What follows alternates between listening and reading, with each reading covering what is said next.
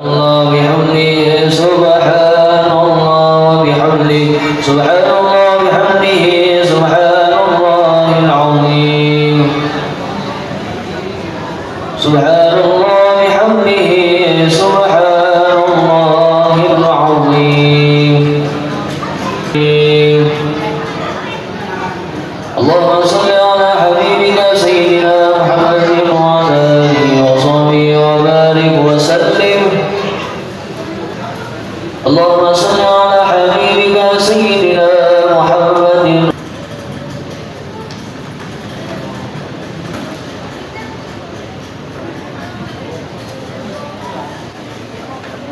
وعلى آله وصحبه وسلم تسليما اللهم إنا نسألك بسبب عقلة هذه والغفاظ وأنجز جنبك عظيما وأن تتقبلها منا بفضلك وإحسانك وحسن جميعا جليلا ونسأل عليه وسلم زيادة في شرفه وكرمه ثم صبنا بسبب ذكر إلى أرواح آبائه وأصحابه المرسلين صلوات الله وسلامه عليه وعلى أجمعين وعلى آله كل صحبه القرب والتابعين وتابعين بإحسان إلى يوم الدين ثم صبنا بسبب إلى أرواح الأربعة أئمة المجتهدين ومقلدهم في الدين والعلماء والعلماء العامة والفقهاء والمحدثين والمفسرين والسادة الصوفية المحققة بهم والسادة المتبعين بشأن يوم الدين ثم صوبا من ذلك إلى أرواح مشايخنا ووالدينا وأجدادنا وجداتنا وأخواننا وأخواتنا وجيراننا جميع المؤمنين والمؤمنات والمسلمين والمسلمات خصوصا إلى أرواح جميع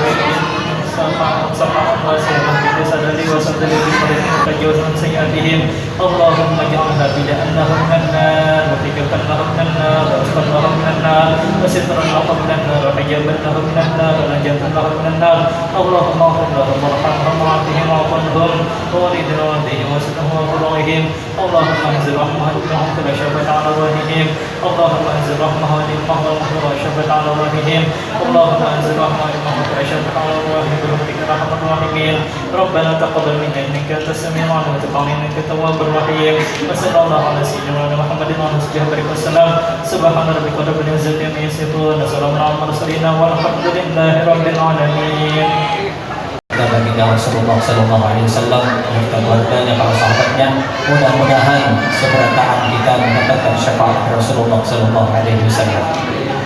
Tidak berpanjang lebar, kami dari pengurus masjid bisa mengucapkan ribuan terima kasih kepada para kaum muslimin dan muslimat yang telah bersedia hadir bersama-sama kita berbuka puasa di bulan Ramadan ini. Mudah-mudahan Allah Subhanahu wa taala memberikan kesehatan keberkahan kepada kita semua dan mudah-mudahan puasa kita terima Allah Subhanahu wa taala. Dan pada hari ini kami juga mengucapkan terima kasih kepada para donatur yang telah menyumbangkan hartanya untuk kegiatan berbuka puasa ini. Mudah-mudahan Allah balas lebih daripada apa yang ada. Tidak berpanjang lebar, kita bersama-sama mendengarkan tausiah yang nanti disampaikan oleh Bapak Kiai Haji Muhammad Mundir.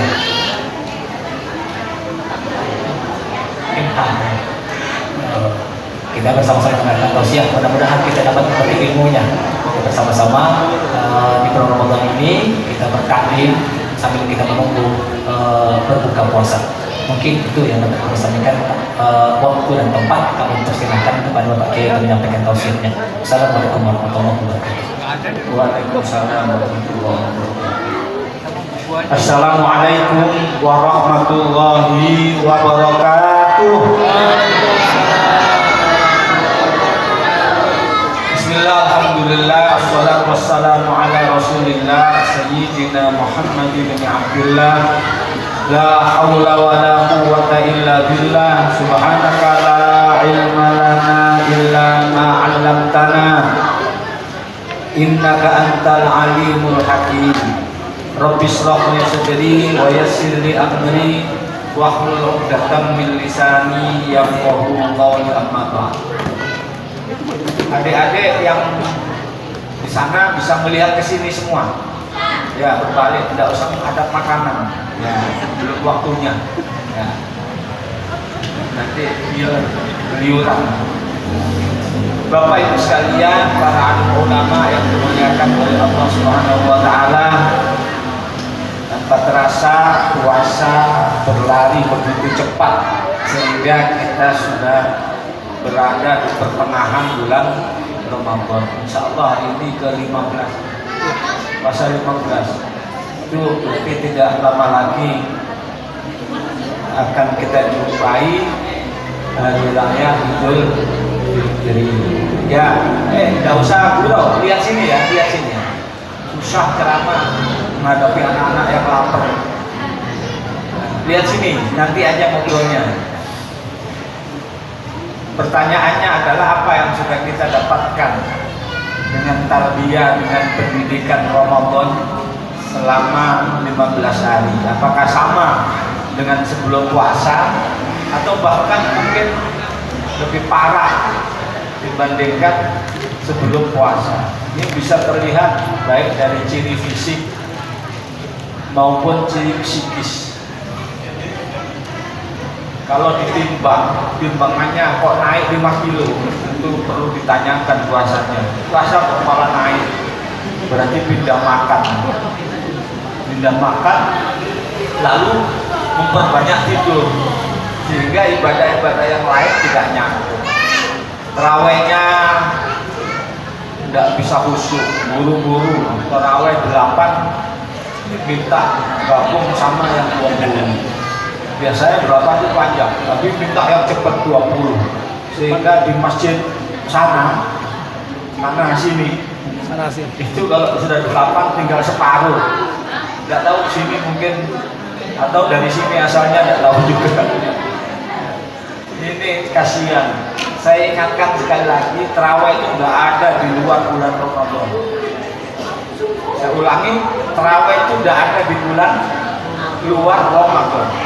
Mumpung ketemu Ramadan, mumpung ketemu terawih, ayo lebih serius lagi terawih, lebih semangat lagi terawih.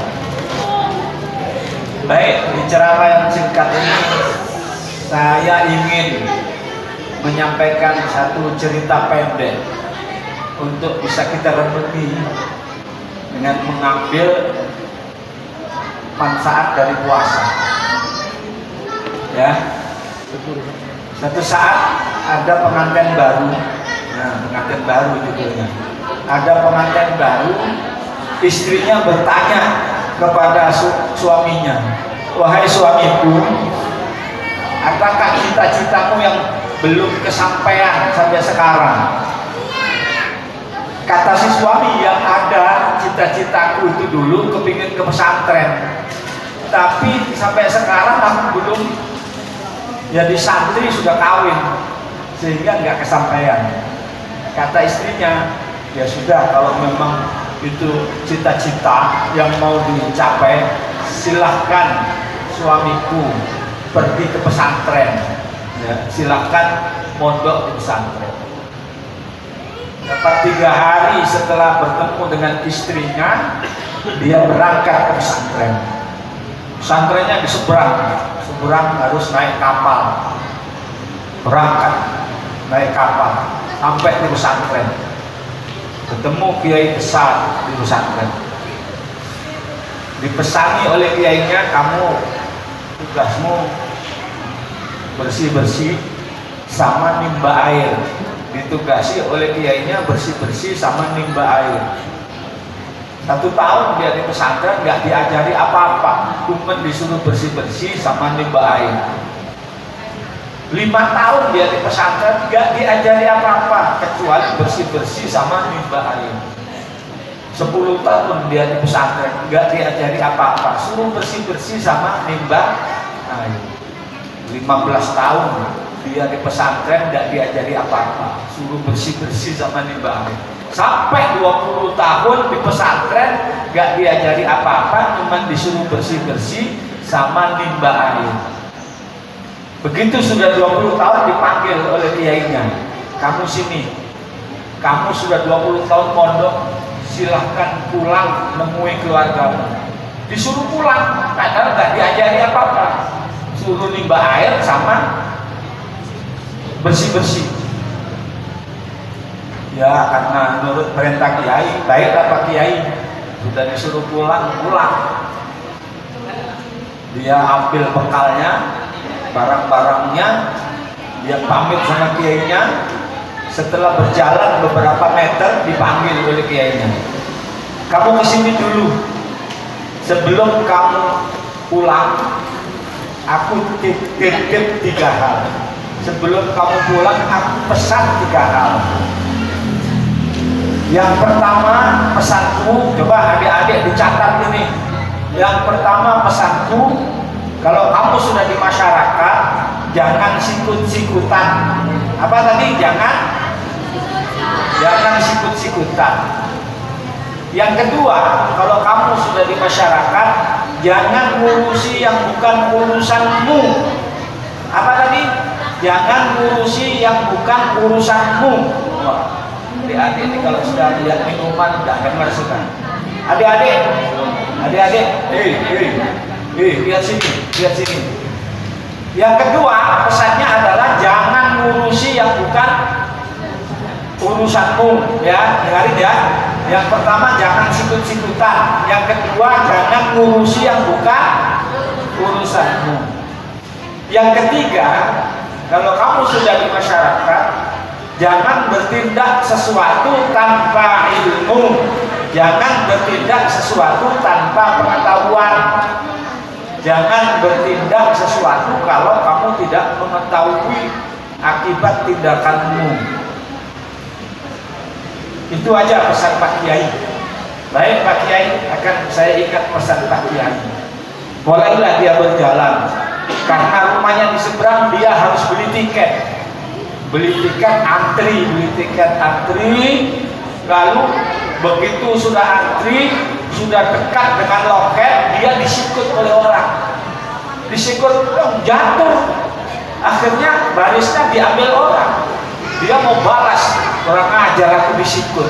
Ingat pesan Pak Kiai, jangan sikut-sikutan. Tidak jadi dia nyikut. Antri lagi di belakang dia.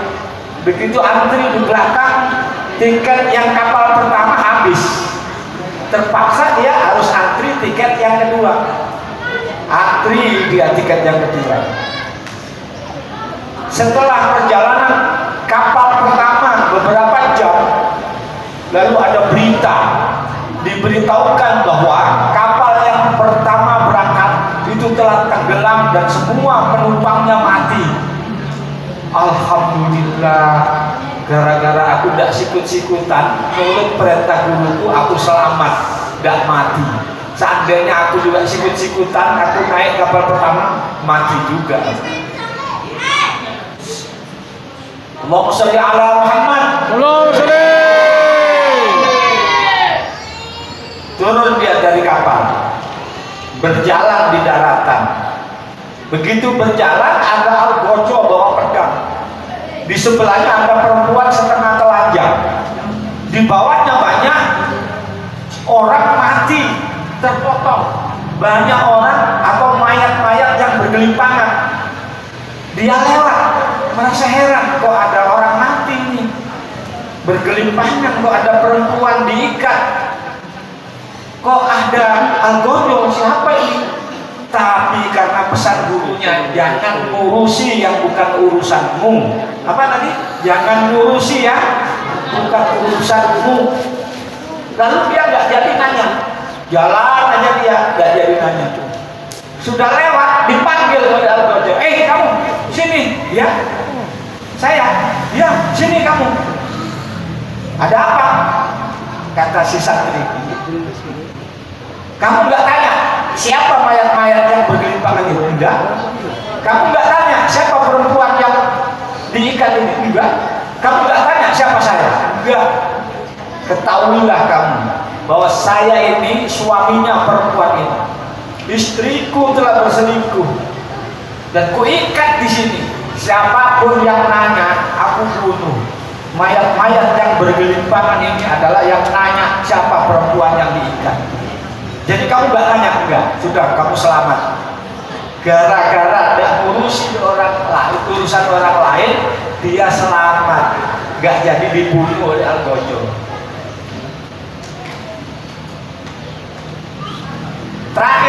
Sampailah dia ke rumah, gedor-gedor rumah, tergedor rumah, gedor-gedor istrinya, yang keluar anak muda ganteng keluar dari rumah dia. Bapak siapa ya? Wah, marah dia, ini istriku sudah kawin lagi, ini selingkuh istriku, ini kurang ajar, ini laki-laki selingkuhannya, harus dibunuh. Begitu dia mau bunuh, ingat pesan kiainya, jangan bertindak sesuatu tanpa pengetahuan. Tidak jadi dia membunuh. Tidak lama kemudian istrinya keluar. Istrinya bilang, aduh suamiku, engkau datang. Alhamdulillah, ini laki-laki ini adalah anakmu. Ternyata kau tinggal itu aku hamil, dan sekarang anakmu sudah besar. Alhamdulillah, selamat dia karena dia tidak bertindak sembarangan. Bapak Ibu sekalian, apa dibalik kisah ini? Ramadan hadir di tengah-tengah kita. Yang dimaksud membersihkan, nyapu-nyapu, membersihkan kotoran, itu adalah inilah kesempatan bagi kita di bulan Ramadan, saatnya kita membersihkan diri. Hendaknya kotoran-kotoran, ya, kotoran-kotoran yang ada di diri kita bersihkan. Kotoran-kotoran hati. Orang sufi bilang tahalli, ya, tahalli, tajalli. Tahalli itu membersihkan kotoran-kotoran yang ada di hati. Menurut kitab Taqrirul Qulub ada 13 kotoran-kotoran hati. Di antaranya adalah 1, riya, beramal ingin dilihat. Orang puasa itu hanya Allah yang tahu. Tidak ada orang yang tahu kita puasa atau enggak. Kadang-kadang ada orang kelihatan loyo, lemes, kita kira puasa, padahal dia pura-pura puasa. Tidak ada yang tahu puasa. Kadang-kadang orang sehat tapi lincah, tapi dia puasa. Yang tahu hanya Allah. Tidak ada yang tahu. Dan sangat gampang korupsi puasa itu. Wudhu kumur-kumur ditelan sedikit, tidak ada orang tahu. Maka bersihkan hati ini.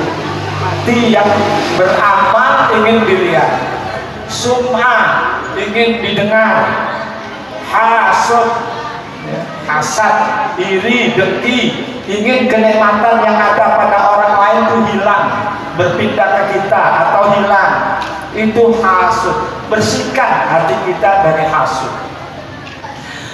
Kemudian berbohong, kadhib, berbohong, berdusta. Memang tidak membatalkan puasa, tapi menghilangkan pahala puasa. Kibir, takabur, ujub, sombong, itu juga penyakit-penyakit hati. Maka takhalli, bersihkan hati dari penyakit-penyakit itu. Kalau sudah dibersihkan, maka takhalli, isi hati ini dengan sifat-sifat yang baik.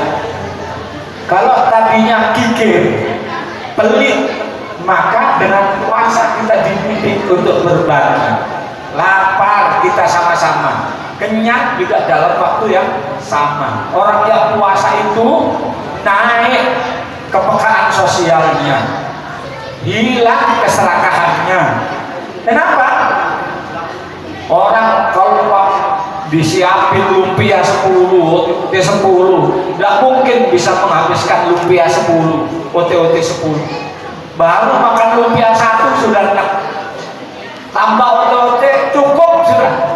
Tambah kurma sudah cukup. Tidak banyak artinya puasa kalau dia serakah. OT 10 dimakan, lumpia 10 dimakan, kolak 1 mangkok dimakan, bihun 1 piring dimakan. Ini puasa apa pindah makan? Maka rakus, serakah itu dihilangkan dari hati. Muncul sifat dermawan, mau berbagi. Yang kedua muncul sifat siddiq, jujur. Orang puasa itu jujur. Tidak mau dia berdusta karena dia tahu kalau dia dusta hilang pahalanya puasa. Kemudian akhlak-akhlak yang lain, akhlak-akhlak mahmudah yang lain, akhlak yang terpuji yang lain, diisi hati ini dengan akhlak-akhlak yang baik. Disingkirkan akhlak-akhlak yang buruk, diisi dengan akhlak-akhlak yang baik. Insya Allah kalau ini yang dilakukan, ya. Lalu duduk di majelis-majelis taklim, mengisi air, menimba air, maksudnya diisi dengan ilmu. Artinya puasanya diilmui. Kenapa? Kullu man bi ghairi ilmin ya'malu amaluhu mardudatun la tuqbalu. Setiap orang yang beramal tanpa disertai ilmu, amalnya tertolak, tidak diterima. Maka duduklah di majelis-majelis taklim untuk menambah keimanan kita, menambah kebaikan ibadah kita, sehingga ibadah yang kita lakukan betul-betul mempunyai nilai yang positif, merasakan betul karena sudah bersih hatinya, hilang kotorannya, maka kenikmatan ibadah pasti akan kita rasakan. Nah, lalu apa selanjutnya yang bisa kita ambil dari pelajaran ini adalah orang yang betul-betul patuh dengan agama, kata-katanya akan sesuai dengan perbuatannya, hatinya akan sesuai dengan perbuatannya. Yang terakhir, dia betul-betul menaiki tangga keikhlasan. Dia dicela, tidak sakit hati.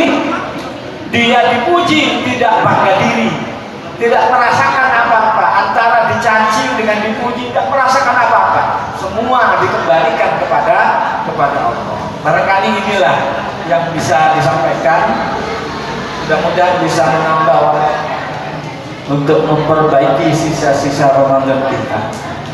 Mari kita perhatikan apa yang kurang dari 15 hari yang kita lakukan, kita tambah dengan sisa-sisa Ramadan.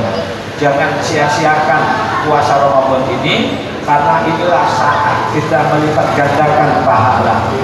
Ingatlah, belum tentu tahun yang akan datang kita berjumpa dengan Ramadan.